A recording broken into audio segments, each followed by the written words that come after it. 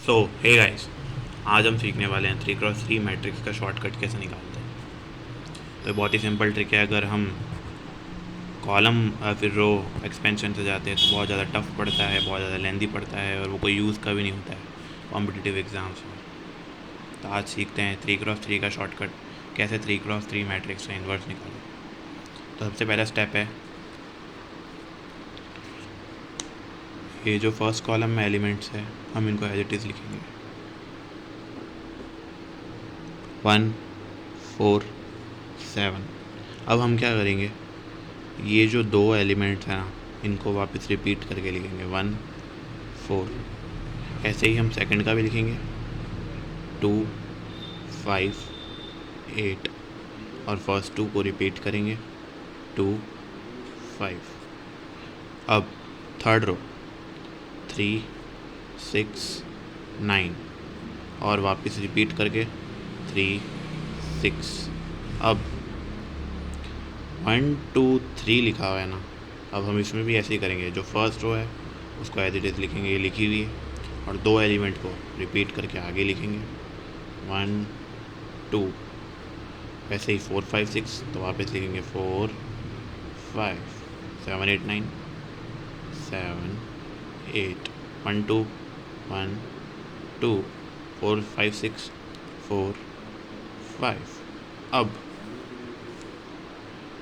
इसको काट देंगे पूरी को ऐसे, ये काट दी। अब हमारा एक नया मैट्रिक्स बन के तैयार होगा, वो मैं आपको दिखाता हूँ।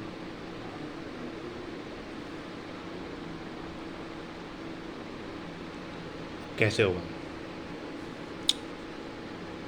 तो ये पहला एलिमेंट काटने के बाद जो पहला एलिमेंट आएगा उसको पकड़ा, इससे मल्टीप्लाई किया, इसको इसके डायगोनल एलिमेंट से मल्टीप्लाई किया, यानी 5 × 9, और माइनस किससे किया, नीचे वाले को उसके डायगोनल एलिमेंट से। तो 5 × 9 - 8 × 6 48, 45 - 48 कितना होता है, -3। अब 8 को ले गए इसका डायगोनल एलिमेंट से मल्टीप्लाई किया और 2 को ले गए इसके डायगोनल एलिमेंट के साथ। तो 8 3 24 और इसको माइनस करना है 2 × 9 18 से। लेकिन अब हम इसको भरेंगे क्या, हाँ क्या हम इसको यहाँ भरेंगे, क्या हम इसको यहाँ भरेंगे, या फिर यहाँ यहाँ। अब मैं आपको बताना चाहूँगा कि हम मल्टीप्लाई करेंगे कॉलम वाइज और भरेंगे रो वाइज।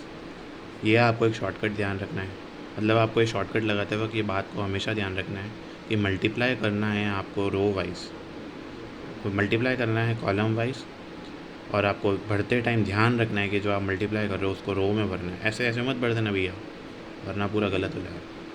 तो 5 × 9 × 8 × 6 ये आ गया था हमारे -3।